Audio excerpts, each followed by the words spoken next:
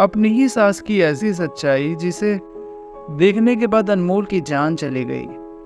आखिर ऐसा क्या राज था जिसने अनमोल की जान ही ले ली?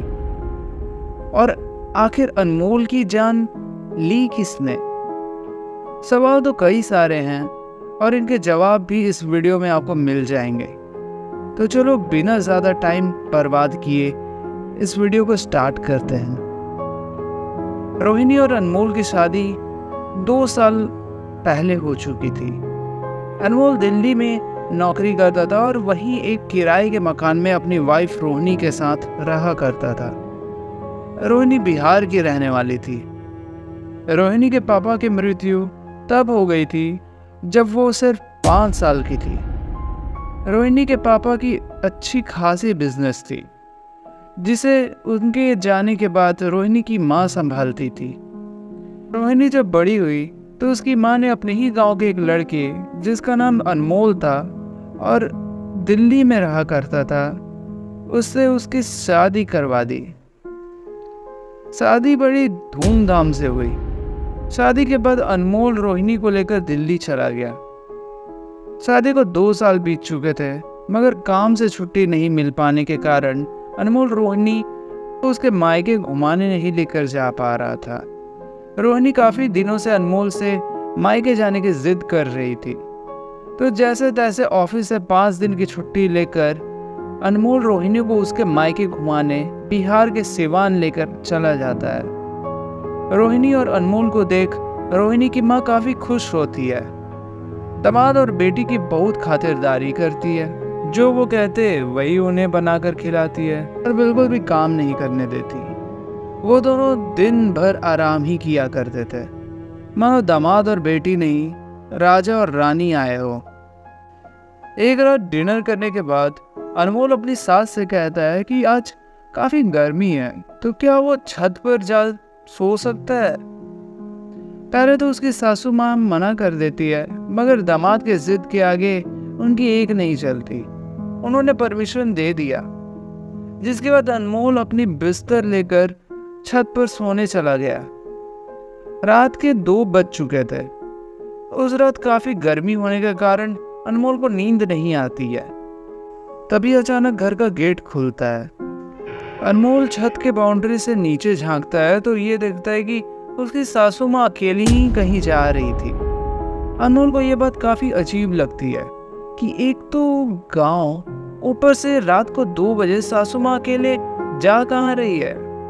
वो चुपचाप अपनी सासू माँ के पीछे पीछे जाता है। तभी अचानक से उसकी सासू माँ किसी के घर में घुसती है। अनमोल चुपके से उसके घर की खिड़की के अंदर झांकता है। अनमोल देखते है कि उसकी सासू माँ किसी पराये मर्द को गले लगा रही थी।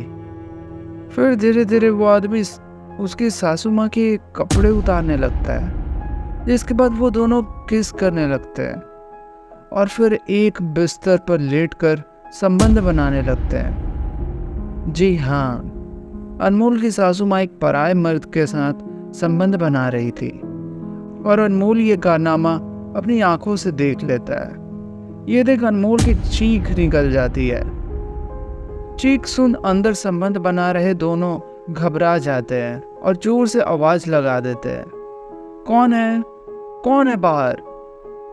बाहर से कोई आवाज नहीं आती, मगर फिर भी तसल्ली पाने के लिए वो आदमी घर के दरवाजे से बाहर आ जाता है। उसे वहां अनमोल दिखता है। पीछे पीछे अनमोल की सासू माँ भी आ जाती है। अनमोल अपनी सास से पूछता है कि ये सब क्या चल रहा है, आप किसी पराये मर्द के साथ संबंध क्यों बना रहे हो, इस इंसान से आपका क्या रिश्ता है, और क्या इन सब के बारे में रोहिणी को पता है। अनमोल की सास अनमोल से रिक्वेस्ट करती है कि प्लीज उसे समझाने का एक मौका दे और इन सब के बारे में रोहिणी को कुछ ना बताए। मगर अनमोल नहीं मानता और घर की तरफ तेजी से बढ़ने लगता है। डर के मारे अनमोल की सास भी जैसे तैसे अपने कपड़े समेट उसके पीछे पीछे घर की तरफ बढ़ने लगती है। तभी अचानक से अनमोल के सर पर जोर से कुछ लगता है।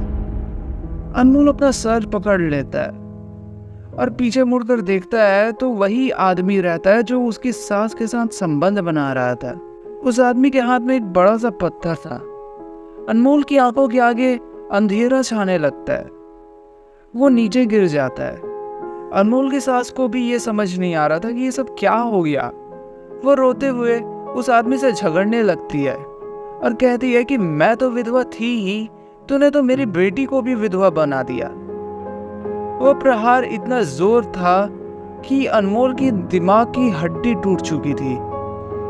भागे भागे उसकी सास उसे पास की एक अस्पताल लेकर जाती है, मगर चोट इतनी गहरी लग चुकी थी, बचाना नामुमकिन हो गया था।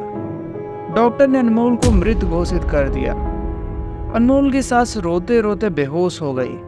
तभी आसपास के लोगों ने घर जाकर रोहिणी को इस घटना के बारे में बताया।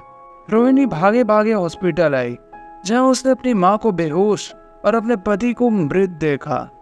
उसने तुरंत डॉक्टर से पूछा कि आखिर ये सब हुआ कैसे, जिसे सुन डॉक्टर ने उससे कहा कि अनमोल के सर पर किसी ने भारी चीज से हमला किया है, जिसकी वजह से उसके सर के हड्डी में दरार पड़ गई थी।